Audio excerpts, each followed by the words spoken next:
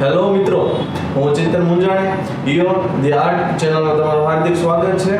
હું છેલ્લા ઘણા સમયથી ડિજિટલ પ્રિન્ટના ક્ષેત્ર સાથે જોડાયેલો છું અને મારા માર્ગદર્શન હેઠળ ઘણા બધા વિદ્યાર્થીઓ ડિઝાઇન શીખીને પોતાની છાપ, પોતાની કળાને એક સારી એવી આગવી ઓળખ આપી રહ્યા છે, તેમજ સારી એવી ઇન્કમ પણ એકત્રિત કરી રહ્યા છે.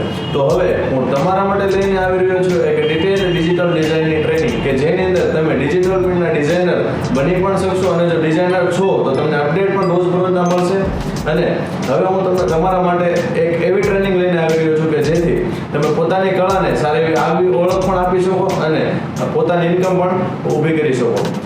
તો ચાલો મિત્રો, આજે આપણે સૌ પ્રથમ જાણીશું ડિજિટલ પ્રિન્ટ સિવાય જે અલગ અલગ જે પ્રિન્ટિંગના પ્રકારો છે, કેટલા છે, ક્યાંથી શરૂઆત થઈ હતી અને ડિજિટલ પ્રિન્ટ પહેલા જે બેઝ કયો છે, ક્યાંથી ડિજિટલ પ્રિન્ટ પહેલા પ્રિન્ટિંગની શરૂઆત ક્યાંથી થઈ હતી. તો ચાલો મિત્રો જોઈએ. સૌથી પહેલા ટાઈ-ડે.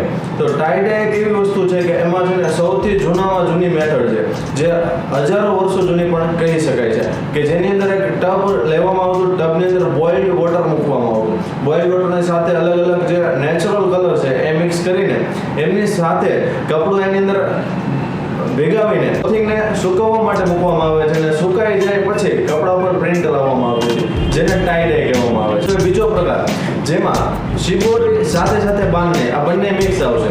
શિબોરી અને બાંધણી છે શું? એકચ્યુઅલમાં બાંધણી છે ગુજરાતની અંદર એક પ્રિન્ટિંગ થવામાં આવતો એક પ્રકાર છે, પણ સાથે શિબોરી પણ એમની સાથે આવશે. કેમ કે જ્યારે ચાઇના અને નેપાળ બંનેમાં જે એ જ રીતે પ્રિન્ટ થવામાં આવતું હતું, બટ એને લેંગ્વેજ પ્રમાણે એમને શિબોરી કહેવામાં આવતું. બટ બંનેની પેટર્ન અલગ હોય છે. બાંધણીની અંદર ઓનલી ફોર ધાગાની સાથે પથ્થર પણ યુઝ કરવામાં આવે છે. પથ્થરને બાંધીને એમની સાથે નીચે ડૂબાડવામાં આવે છે અને એ જે બાંધવામાં આવે છે એમાંથી એક નવી પેટર્ન ઊભી થાય છે અને એને બાંધણી કહેવામાં આવે છે. જ્યારે શિબોરીની અંદર ઓનલી ફોર દોરીથી કપડાને ટાઈટ કરવામાં આવે છે અને એને કોઈ પણ કલર જેવા બોઇલ્ડ વોટરની સાથે કલર હોય છે અને કલરની સાથે મિક્સ કરવામાં આવે છે. તો આને કહેવાય છે શિબોરી. તો શિબોરી એ છે ચાઇનાનો પ્રકાર છે, જ્યારે આપણું જે બાંધણી છે એ આપણો ઇન્ડિયાનો પ્રકાર છે. હું તમને લિંક ડિસ્ક્રિપ્શનમાં આપી દઈશ કે જેથી તમે એ પ્રેક્ટિકલી પણ જોઈ શકો અને એના વિશે નોલેજ પણ તમને આવી જાય. તો મિત્રો, આની પછીનો જે આપણો પ્રકાર જોવાના છે તે છે બ્લોક પ્રિન્ટિંગ. બ્લોક પ્રિન્ટિંગ એ ખૂબ જ અગત્યનો ભાગ ભજવે છે પ્રિન્ટિંગ બેઝ ઉપર. કેમ કે જ્યારે પ્રિન્ટિંગમાં ડિઝાઇનિંગની શરૂઆત થઈ હતી ત્યારે સૌથી પહેલા બ્લોકથી પ્રિન્ટ કરવામાં આવતું હતું. બ્લોક એટલે એક એવી વસ્તુ હોય છે કે લાકડું હોય છે, લોખંડ હોય છે, આની સ્ટીલની પ્લેટ હોય છે અથવા લાકડાની પ્લેટ હોય છે. જે લાકડાની પ્લેટ હોય છે એની અંદર કોતરામણી કામ કરવામાં આવે છે. જ્યારે કોતરામણી કામ થયા પછી એને કલરની અંદર પંચ કરવામાં આવે છે અને કાપડ ઉપર પ્રેસ કરવામાં આવે છે. જે આ પ્રેસના રિપીટ હોય છે અને કાપડની પાસે એક ડિઝાઇન રેડી કરવામાં આવે છે. તો આને કહેવામાં આવે છે બ્લોક પ્રિન્ટિંગ.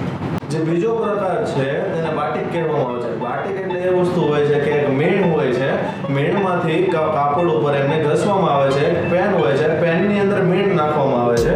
એ મીણ કાગળ ઉપર ઘસીને અલગ ડિઝાઇન પાડવામાં આવે છે. ડિઝાઇન બનાવીને પછી એ કપડાને સુકવવા માટે મૂકવામાં આવે છે. તમે કહેશો કે ભાઈ આની અંદર પ્રિન્ટ ક્યાં આવ્યું? હવે જોઈએ કે આ વસ્તુ કહેવાય છે શું. જો મીણ કાપડ ઉપર લાગી જાય પછી તેને સુકવવામાં આવે છે, પછી એને બોઇલ્ડ વોટરમાં મૂકવામાં આવે છે. જ્યારે બોઇલ્ડ વોટરમાં મૂકવામાં આવે, જ્યાં મીણ લાગેલું હોય છે ત્યાં કલર આવતો નથી, બાકીની જગ્યાએ કલર આવી જાય છે. આ વસ્તુને તમારે જો પ્રેક્ટિકલ જોવી હોય, નીચે ડિસ્ક્રિપ્શનમાં લિંક છે, તમે જોઈ શકો છો. અને નેક્સ્ટ હવે આપણે આગળ વધીએ. તો મિત્રો, પ્રિન્ટિંગના પ્રકારમાં હજી એક પ્રકાર જે છે ખૂબ જ અગત્યનો પ્રકાર છે, જેને અજરક કહેવામાં આવે છે.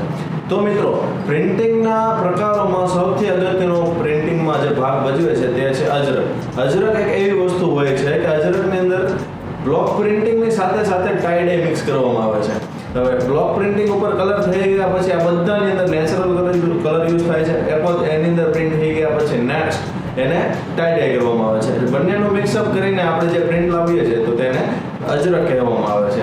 એની અંદર હજી એક પ્રિન્ટિંગનો પ્રકાર છે જેને એબ્રુ આર્ટ કહેવામાં આવે છે. એબ્રુ આર્ટ એક એવી વસ્તુ હોય છે કે પાણી હોય છે, લિક્વિડ હોય છે, એની ઉપર ઓઇલ પેસ્ટલ કલર જેવા કલર હોય છે. કલર એને સ્પ્રેડ કરીને એમાં ડિઝાઇન બનાવીને એની ઉપર આપણે કાગળ અથવા કપડું મૂકવામાં આવે છે અને કપડાને આપણે ક્લીન કરીને જ્યારે બહાર કાઢવામાં આવે છે ત્યારે એની ઉપર આપણને પ્રિન્ટ જોવા મળે છે.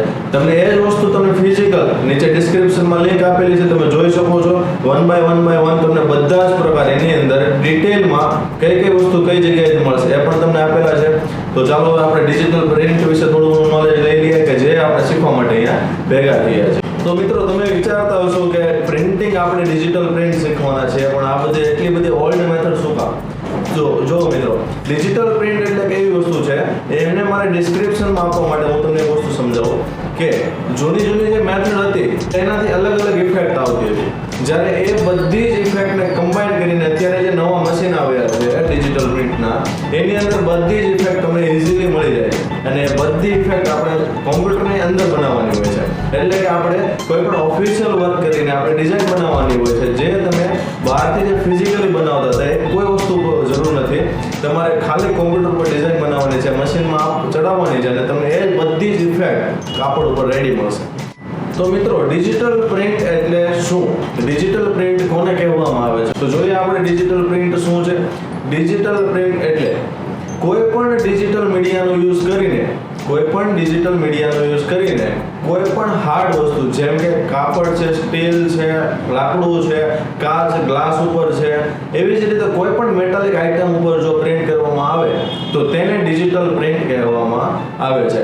ડિજિટલ મીડિયાની અંદર કોઈ પણ કમ્પ્યુટર છે, કમ્પ્યુટરાઇઝ પ્રિન્ટર છે, ઇન્જેક્ટ મશીન છે, તેમજ ડાયરેક્ટ ઇનડાયરેક્ટ એટલે કે 4 કલર 8 કલર સબ્લિમેશન તેમજ બીજા પર ફ્યુઝિંગ મશીન જેવા મશીન જે 2017 પછી ઇન્ટ્રોડ્યુસ થયા છે તેને ડિજિટલ પ્રિન્ટ કહેવામાં આવે છે.